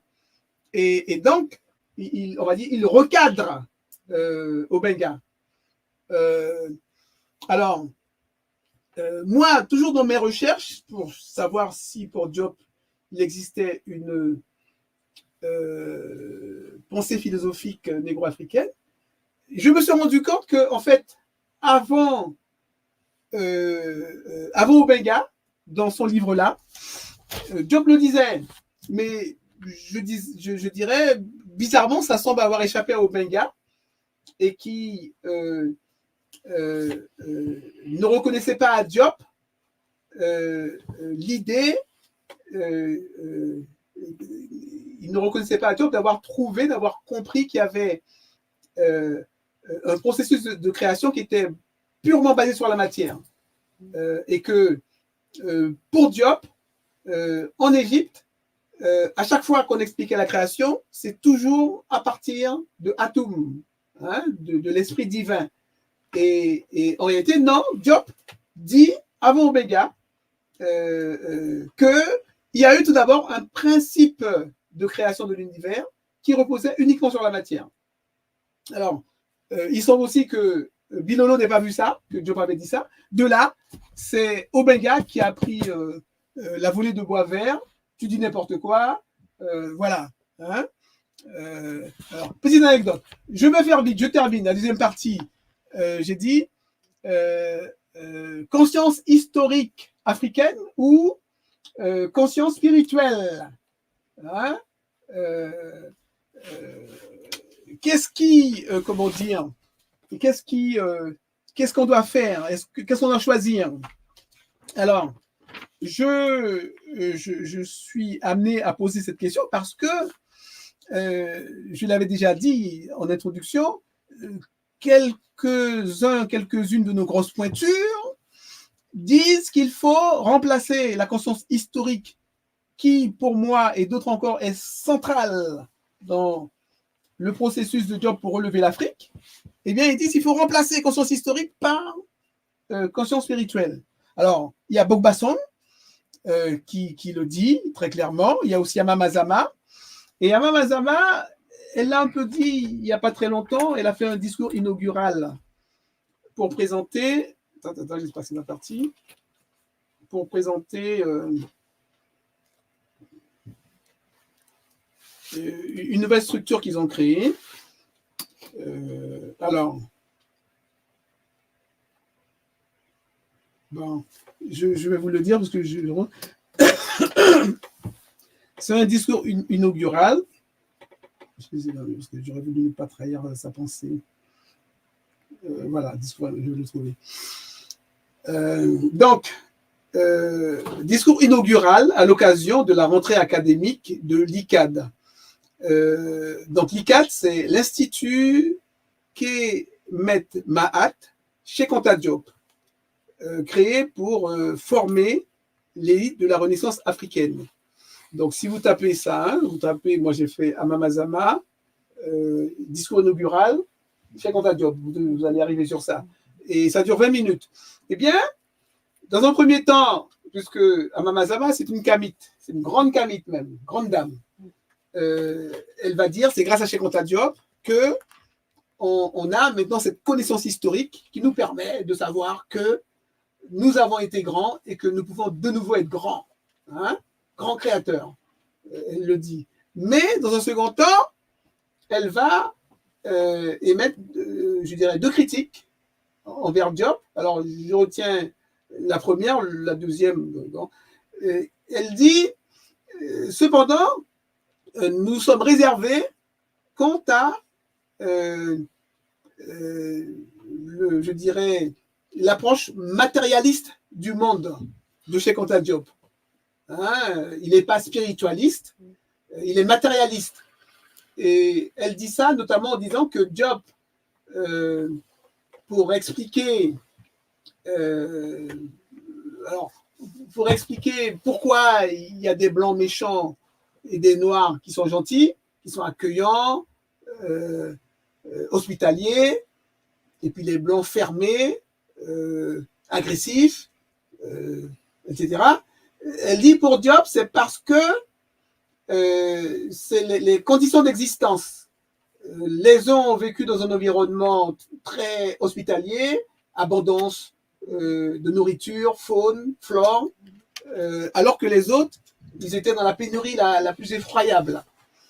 Et donc, c'est une explication, on va dire, qui procède, c'est un peu Marx hein, qui a, je dirais, assez développé ce thème, hein, c'est les conditions de vie, les conditions matérielles de vie. Alors que pour Amamazama, ça devrait être le génie africain qu'on met en avant pour dire voilà pourquoi nous, on a bâti les pyramides, on a créé la plus grande des cosmogénèses, etc. Et Diop dit non. Diop va même jusqu'à dire que si c'était les Blancs qui étaient dans les mêmes conditions que nous, eh bien c'est eux qui auraient fait cette grande Égypte. Donc Amamazama n'accepte pas cette présentation des choses. Et de là, elle dit que il a une approche matérialiste du monde et pas spiritualiste. Alors, ça peut surprendre, mais moi, je vais confirmer l'idée de Amamazama que Diop est matérialiste, dans le sens où, pour expliquer les choses, ou surtout pour résoudre les choses, il ne va pas se référer à Dieu. Hein, il a bien dit, c'est le concept qui doit dominer. Hein, et dans la définition que j'ai donnée du mythe, on nous a dit, on fait intervenir des êtres, des dieux, des demi-dieux, et Diop dit non. Hein, et effectivement, c'est une approche des choses qui est très matérialiste. Mais, je redis, c'est pour nous amener à véritablement devenir des créateurs. Hein, c'est nous qui créons. Alors sur Terre, on va pas dire qu'on va recréer l'univers, mais au moins sur Terre, tout ce qu'on obtient, c'est par notre intelligence, c'est parce qu'on a mis à profit notre intelligence, c'est ce qu'il veut. Hein, il veut qu'on soit dans une démarche d'excellence, on est performant, on réalise. Hein, et je dis, et pas dans la prière. Voilà, pendant la prière ou dans l'attente de la venue ou du retour du Messie.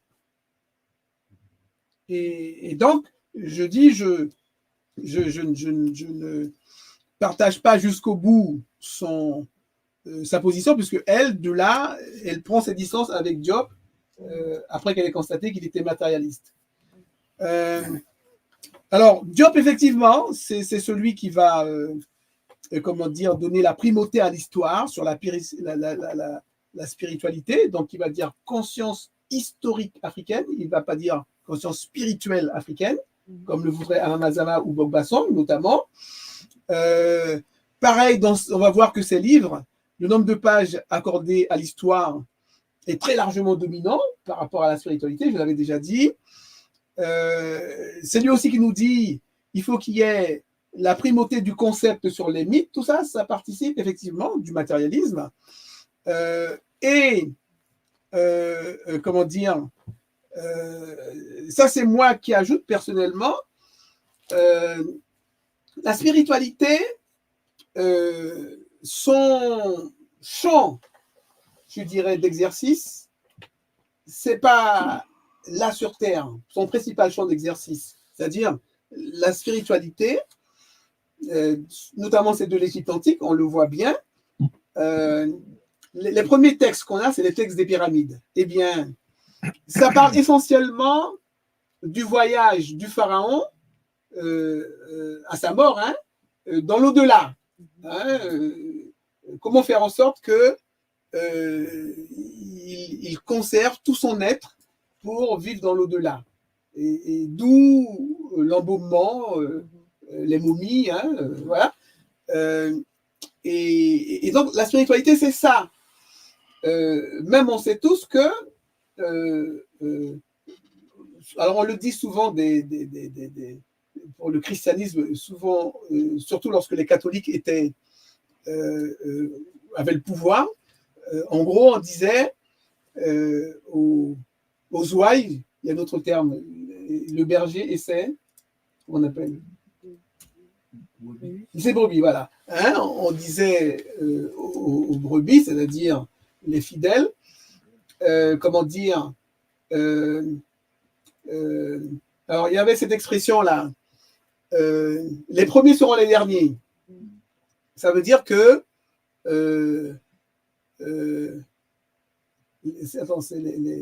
c'est plutôt tout d'abord, il disait les derniers seront les premiers. C'est plutôt ça. Hein, pour dire à la masse des pauvres, vous êtes les derniers là sur Terre, les plus pauvres, démunis. Eh bien, au paradis, c'est vous qui allez tout avoir. Hein, et il ajoutait même qu'il sera plus facile à un chameau de passer par l'expression soutenue par le chat d'une aiguille. Le chat, c'est le trou. Hein, il sera plus facile à un chameau de passer par le trou d'une aiguille que d'un riche d'entrer dans le royaume des cieux. T'as vu le chameau, comment il est immense? Eh bien, lui, il va arriver à passer dans le trou d'une aiguille, et le riche, il ne pourra pas, c'est impossible pour lui d'entrer au paradis. Vous voyez? Donc, c'est ceux qui montrent que, comment dire, la religion, je dirais, c'est je dirais, souvent utilisé comme ça. Alors, pas partout, mais en tout cas, on peut le voir avec le christianisme. J'ai pensé, par exemple, le protestantisme en général a je dirais, pris le contre-pied. Alors, on connaît déjà Aide-toi et le ciel t'aidera. Hein, ça change hein, de ce qu'on vient de dire avec le trou d'une aiguille. Mais en plus, on va dire, Dieu va récompenser surtout ceux qui ont fait fructifier les biens sur terre. Et de là, voilà pourquoi aller en Afrique, là, où ils ne font rien de toutes les ressources qu'ils ont, prenez leurs terres, mettez-les en esclavage, hein, ainsi vous faites fructifier le bien de Dieu. Si vous avez laissé en jachère les biens de la création, vous serez punis, vous n'irez pas au paradis. Hein. Donc, eux, ils ont su, je dirais, ils ont su, les protestants en général, alors, je vais dire créer Dieu. Ils ont su créer Dieu, c'est pas Dieu qui les a créés, hein, parce qu'il y a cette cette question, est-ce que c'est Dieu qui a créé les hommes ou les hommes qui ont créé Dieu? Eh bien, il y a des gens qui disent, moi, maintenant je dis ça, c'est nous qui avons créé Dieu. Ce n'est pas Dieu qui nous a créés. Alors, pour rassurer, parce que certains vont me dire, mais il est dans la calomnie, Cam, là, ça ne va pas, ça. Alors, frère Simon, pour te rassurer, je dirais que, pour moi, une chose est certaine, c'est que l'idée que nous avons de Dieu, c'est des hommes qui l'ont créé. Hein? Mais il se pourrait bien qu'il y ait un Dieu, mais qui n'a rien à voir avec l'idée que nous, on dit dans nos livres, tout simplement. Donc, Dieu, sans doute, tu ne peux pas avoir de certitude non plus quand même, existe. En tout cas, il n'a rien à voir avec ce que nous, on dit de lui. Voilà. Hein? Et comment dire? Donc, les protestants ont su créer une idée de Dieu qui leur permet d'être entreprenants, actifs, volontaires. Hein? Eh bien, nous, c'est ce qu'on doit aussi arriver à faire. Hein? Quelque chose de ce type. Et parce que je disais, la spiritualité, je termine, c'est son champ, c'est surtout l'au-delà. Diop, lui, avec l'histoire, c'est ici et maintenant. On regarde ce qui se passe. Nous, que pour 10 mai après. 10 mai, ce n'est pas notre affaire demain. Nous, c'est là maintenant. Hein? Comment on vit? Hein? Comment dire? Il ne faut pas qu'on accepte de rester dans ce désastre, j'allais dire, chronique, éternel, plus de 10 000 ans. On doit, là tout de suite, régler ce problème. Et très bien, si demain, en plus, on a la vie éternelle dans les champs d'Iyalou, en tout cas, déjà, là, on règle le problème. Nous, par nous-mêmes, pour nous-mêmes, par nous-mêmes. Voilà. Je m'en tiens à ça. Je vais quand même dire, comment dire, bon, je m'arrête là. Merci. Eh bien, merci. Merci.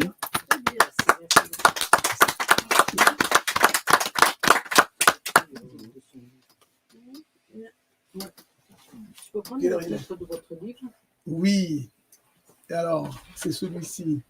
On pourrait prendre quelques questions pour les personnes qui en ont. La prochaine. Oui, c'est vrai qu'il est tard, 22h42. Donc, si des gens veulent poser, quand même pas poser, possible de rester. Il y a toujours des questions, mais on doit assimiler les choses. Puis vous pourrez réécouter, puisque non seulement c'est sur le site YouTube de la chaîne YouTube de Taneri Samatawi, vous l'avez aussi sur ma chaîne YouTube. Donc il faut réécouter. Et j'ai 5 qui permettent de comprendre encore mieux ce que j'ai fait aujourd'hui. Je voulais juste poser une question rapide comme ça. Ouais. Est-ce que Cheikh Anta Diop, à travers ses différents écrits, elle n'a pas eu à critiquer les religions de façon générale? Puisque à la base, Cheikh Anta Diop, c'est un scientifique. Oui. Ouais. Est-ce qu'il n'a pas eu à critiquer les religions? Parce que je ne sais pas s'il y a un ouvrage ou s'il y a des chapitres où il critique véritablement les religions dites révélées que nous connaissons aujourd'hui. Et il fallait aussi relever que les religions dites révélées sont aussi, ont beaucoup contribué au sous-développement de l'Afrique et des pays du tiers-monde. Hein. Tout à fait, il le dit. Parce que c'est déjà, je pense que Karl Marx qualifiait les religions d'opium du peuple. Oui, tout à fait. La meilleure façon d'endormir le peuple. C'est comme aujourd'hui quand on parle des religions comment dire, du sommeil, non, du réveil. Du réveil, on devrait plutôt parler des religions du sommeil. Ah oui. Hein, voilà. Donc, concernant Cheikh Anta Diop, il n'a pas eu à critiquer alors les religions comme ça de façon... Excusez-moi. Oui. Bon, peut-être qu'il n'y a pas d'écrit dessus. Il a surtout dit que, justement, c'est le passage que je voulais lire. Je peux le lire rapidement. Pour nous, c'est le culte ancestral. C'est le culte ancestral. Mais à la base, il reconnaît qu'il y a une spiritualité africaine. Oui, Oui, ça tout à fait. Tu vois, regarde, je tombe pile sur la page. Il dit, il est raisonnable de penser qu'un gouvernement fédéral africain donnera des armes égales aux tenants de la religion ancestrale en provoquant un conseil œcuménique et ses prêtres pour permettre la création d'une hiérarchie, d'une liturgie mieux adaptée. Et il termine en disant, ce faisant, le gouvernement fédéral futur protégera le continent de toute nouvelle pénétration insidieuse de l'étranger, mettra les Africains à l'abri de toute aliénation culturelle.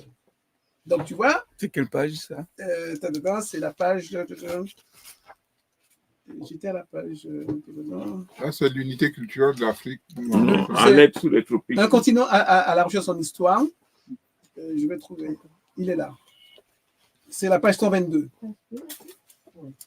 Le titre de l'ouvrage. Oui. Donc, mais il y a une qui est plus violente, hein, je n'ai pas lu, où il attaque, sans les nommer, mais les religions étrangères qui dominent en Afrique. Oui. Ah bon, hein, d'accord. Toujours dans le même livre. Oui, tout à fait. Je vais essayer de te lire une autre encore, assez gentille encore. Regarde ce qu'il dit. Il dit, donc vous allez prendre une la culture nationale est le seul rempart vraiment infranchissable entre le monde extérieur et nous, surtout quand il s'agit des Arabes, dont nous avons en majeure partie contracté la religion. Alors, le mot est gentil, hein, contracté. Mais tu vois, il dit, eux surtout là, non, dont ils nous ont imposé la religion. Oui, ça a été. Oui. Page. Là, c'est la page 102. Ce sont autant de questions qu'on devons approfondir aussi. Tout à fait. Essayer d'aller encore plus loin. Parce que la recherche continue. Ben, si on dit que Dieu a créé l'homme à son image, ça veut dire que l'homme est comme Dieu. Et donc, de là, en conclusion, merci beaucoup. L'homme peut créer Dieu. L'homme peut créer Dieu. Oui, je ne pense pas comme ça. Contrairement à ce que vous pensez, si Dieu a créé l'homme à son image, j'entends qu'il est une partie de Dieu en l'homme. C'est-à-dire que Dieu a donné à l'homme un pouvoir tel que quand il s'élève, hein, il peut s'affirmer comme une divinité. C'est comme ça qu'il faut. Parce que comme Dieu a créé l'homme à son image, ça ne veut pas dire qu'il a créé l'homme comme lui, non, à son image. C'est-à-dire que si on voit tout ce qu'il a donné à l'homme comme pouvoir, ça veut dire qu'il n'a pas voulu que l'homme soit comme une automate. C'est-à-dire qu'il a voulu que l'homme soit libre. C'est pour ça que ça renvoie aussi à la notion de libre arbitre. À un moment donné, dans les religions, on développe beaucoup ces notions-là de libre arbitre et puis aussi la création de l'homme à son image. Mais ça ne veut pas dire comme lui. Si on considère que Dieu est tout puissant, on ne va pas dire que l'homme est tout puissant. On n'a jamais dit que l'homme est tout puissant. Maintenant, concernant l'idée que comme elle s'est développée en disant que c'est nous qui avons... c'est une autre façon de penser. Quand on dit que c'est nous qui avons créé Dieu, bon, il y a des philosophes qui ont aussi pensé que Dieu sont les hommes, hein, et qu'ils ne le savent pas. C'est surtout un philosophe qui a dit ça, que Dieu sont les hommes, mais ils ne le savent pas. Bon, ce sont des concepts, hein. C'est-à-dire que ce sont des... Qui l'écoute déjà, mais... Oui, bien sûr. Ce sont des concepts spirituels qui méritent qu'on approfondisse. Je vais refaire. Personne ne peut faire une démonstration scientifique de ce qu'il développe concernant tout ce qui a trait à la divinité. Et dans la civilisation égyptienne, il n'y a pas qu'un seul Dieu. Il y a des dieux dans la civilisation égyptienne. La prochaine fois. Et ce qui suscite encore d'autres interrogations. Hein, tandis que la plupart des religions dites révélées croient en un Dieu unique.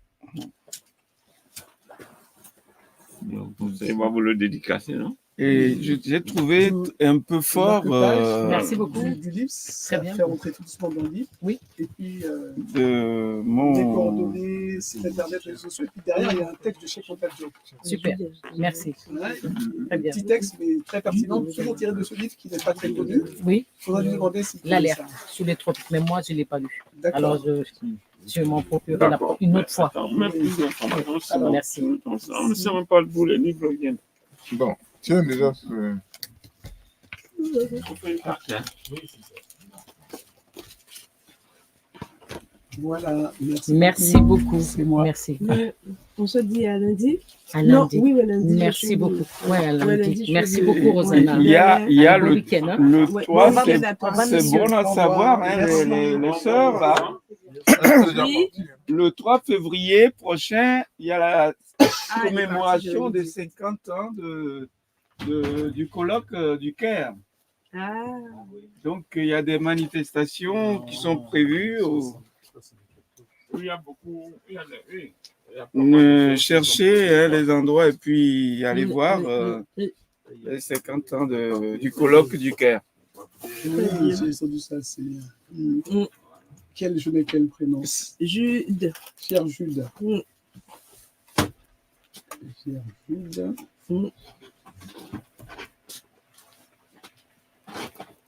Et puis, dire Diop matérialiste, je dirais plutôt cartésien. Hein. Je trouve pas très convenant, matérialiste, mais plutôt cartésien. Ouais. Et je ne sais pas, on peut revenir là-dessus. Oui, tout à fait. Voilà. Merci beaucoup.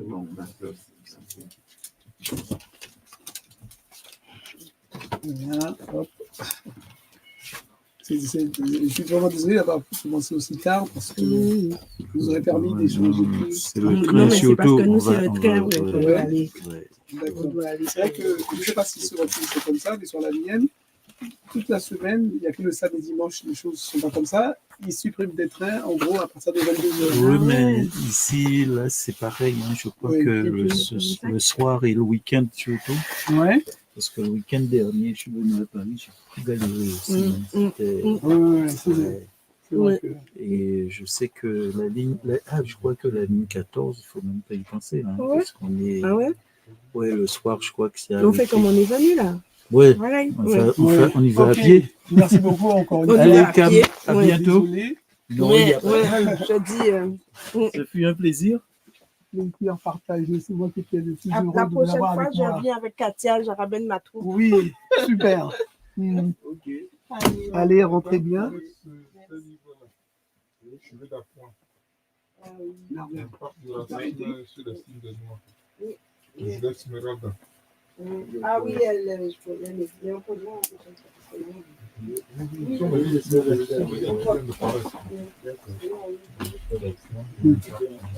On va pour la prochaine fois. Merci beaucoup. Bon retour.